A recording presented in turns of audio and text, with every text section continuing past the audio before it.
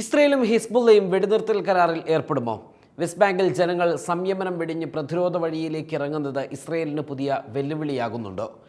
ഹമാസിന്റെ പോരാട്ടവീര്യം കുറക്കാൻ ഇസ്രയേലിന് സാധിച്ചുവോ?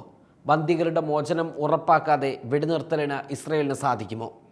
ഇസ്രയേൽ ക്രൂരതകൾ കൊണ്ട് അവശത അനുഭവിക്കുന്ന ജനതയ്ക്ക് മേൽ ഇടുത്തിയായി കടലാക്രമണവും കനത്ത മഴയും കാറ്റും. ടെൻറ്റുകൾ തകർന്ന ജനത ഇനി എങ്ങനെ ജീവിക്കും? ഭക്ഷണവും കഴിയുന്നതോടെ ഗാസയുടെ അതിജീവനം സാധ്യമാകുമോ? ഗാസ ലെബനോൻ അധിനിവേശത്തിൻ്റെ നാളുകൾ പിന്നിടുമ്പോൾ ഏറ്റവും പുതിയ അപ്ഡേഷനുകൾ നോക്കിയാൽ ഫലസ്തീൻ ജനതയുടെ ജീവിതം അങ്ങേയറ്റം ദുസ്സഹമായിരിക്കുന്നതായി കാണാം. ഏറ്റവും പുതിയ വാർത്തകളിലേക്ക് വന്നാൽ അമേരിക്ക മുൻകൈയെടുത്ത് നടപ്പിലാക്കുന്ന പദ്ധതിയാണ് ഹിസ്ബുള്ളയുമായുള്ള വെടിനിർത്തൽ കരാർ.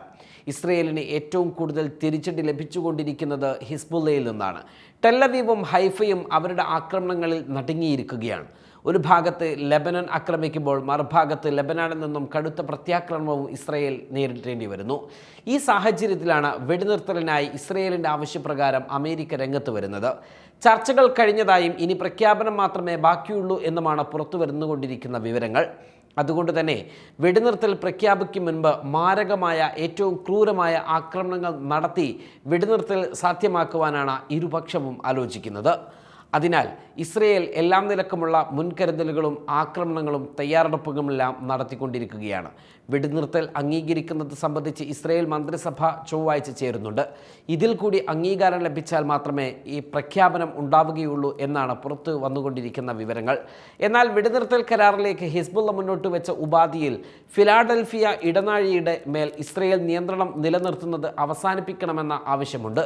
എന്നാൽ ഇസ്രയേൽ ഇതിന് ഒരുക്കവുമല്ല. ഇതുവഴിയാണ് ഗസയിലേക്ക് ആയുധങ്ങൾ എത്തുന്നത് എന്നാണ് ഇസ്രയേലിൻ്റെ പക്ഷം. ഇത് അവസാനിപ്പിച്ചാൽ ഹമാസിന് ആയുധങ്ങൾ എത്തുന്നത് തടയാനാകുമെന്നാണ് ഇസ്രയേലിൻ്റെ കണക്കുകൂട്ടൽ. അതുകൊണ്ട് തന്നെ ഇവിടെ നിന്നും പിൻവാങ്ങൽ ഇസ്രയേലിനെ സംബന്ധിച്ചിടത്തോളം പ്രയാസകരമാണ്. പിൻവാങ്ങിയില്ലെങ്കിൽ ഹമാസ് ഈ വെടിനിർത്തൽ കരാർ അംഗീകരിക്കുമോ? ഹിസ്ബുള്ളയും അംഗീകരിക്കുമോ? ഹമാസിൻ്റെ തലവന്മാരെ വധിച്ചതോടെ പഴയ പോരാട്ട വീര്യം ഹമാസിന് ഇല്ലെന്ന കണക്കുകൂട്ടലിലാണ് ഇസ്രയേലിന് ഇപ്പോൾ ഉള്ളത്.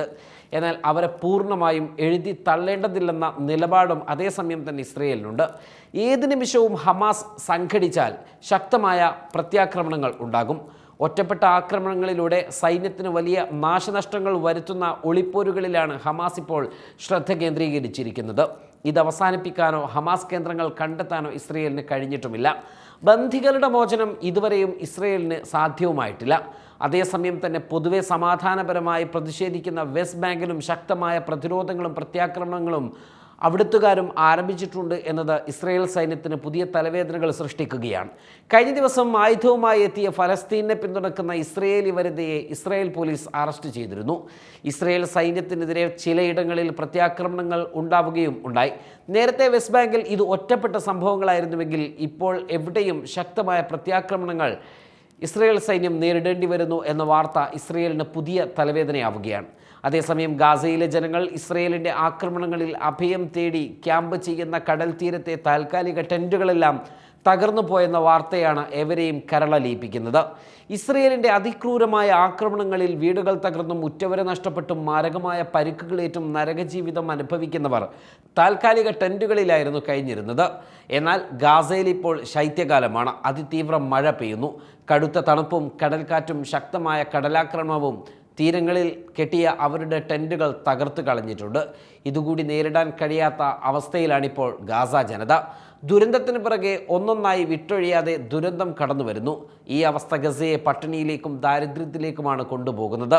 ഇപ്പോഴവർക്ക് സന്നദ്ധ സംഘങ്ങൾ നൽകുന്ന ഭക്ഷണമാണ് ഏക ആശ്രയം. അതുകൂടി ഇസ്രയേൽ തടഞ്ഞതോടെ വീണ്ടും പട്ടിണിയുടെ നാളുകൾ അവരെ തേടിയെത്തിയിരിക്കുകയാണ്.